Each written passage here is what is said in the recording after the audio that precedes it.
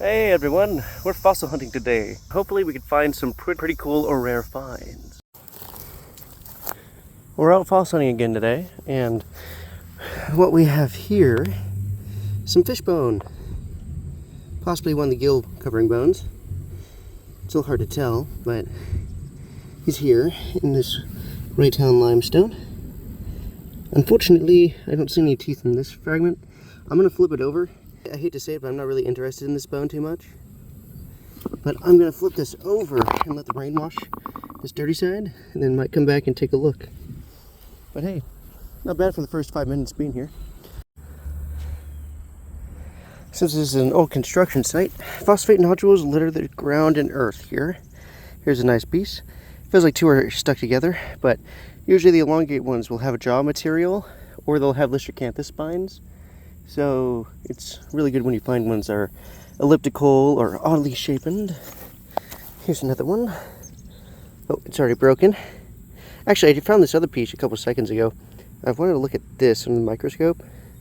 Take a look at that, but yeah, I'm probably going to collect a whole bunch of these ones that are weathering. Well, they've already weathered out of the shale. There's no shale left here because it's just very easy to break down. And so over the years, they've been kind of like mixed in with the dirt because, well, when you move a whole bunch of rocks, of course, the shale is fragile, easy to break, and nodules pop right out. So they're all scattered within the soils here. It's funny, at first I thought I found a trilobite. I've never found them here. But this might be just two snails next to each other, coddling each other like a death snuggle. Not an actual term, they just died together and died and then got smushed together, but I thought it was funny. Here's a nice little brachiopod. You can tell which way he's facing up because this looks like he got coated in algae, and this one's about almost as clean as you can kind of get. So either he died and he was facing upwards, or he got tilted upwards, but in any case. So the going rate is about an hour. I'll spend around here and I'll find one tooth.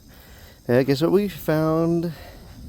It's either very convincing bone or tooth, because I think I see a bit of that root material right there. Those little holes usually tell me there's a root. It's either Bryozoa root, but if there's a hard, clear thing on the top of that, that's probably a tooth. So, yeah, we're going to check that out on the microscope. It's definitely a partial. That's worth investigating more on. Well, colored me impressed. The first rock I picked up, it looks like there might be another tooth in here. A little hard to see, but let me just do that. Looks like that could be very tooth-shaped. I'm about 99% positive that this is a tooth. It looks like the root's right there. Bit of it might have fell off and then got fossilized. Heavily replaced by iron. Doesn't even shine in the sunlight. But yeah, definitely keeping that one. Crocus May. Not a nice tooth, but it's stuck in this. It's gonna be really rough to get out. But yeah, it's a good find. Really good find. It's a huge tooth comparatively what I'm normally seeing. I will come back for this. I'm going to take the coordinates and I might get a chisel. I'll try to break it out today, but no luck. Well, wish me luck, I should say. Now, I found this just by coincidence. This could be the tip of a petalodus tooth. It's hard to say. It looks biological just by the innards of that tooth. Possible tooth fragment. I guess I can't say for real. But you know the saying, put on the microscope and all details will be shown. Here's another bone fragment. Hard to tell. There it is. Here's another bone fragment. Hard to tell what it is. Looks kind of like partial lower jaw, but not really too interested in keeping it, but I will just see if it is a jaw fragment. I might try to look for any teeth, but unlikely that it's really a jaw or anything that's really recognizable. Too fragmentary. Now this is a nice fragment. Look at that puppy. Oh yeah! About as bone as it gets. Unsure what fragment it is at first. Could be one of the gill supporting bones. Could be, it's hard to tell because it looks a little bit like a root of the tooth a bit.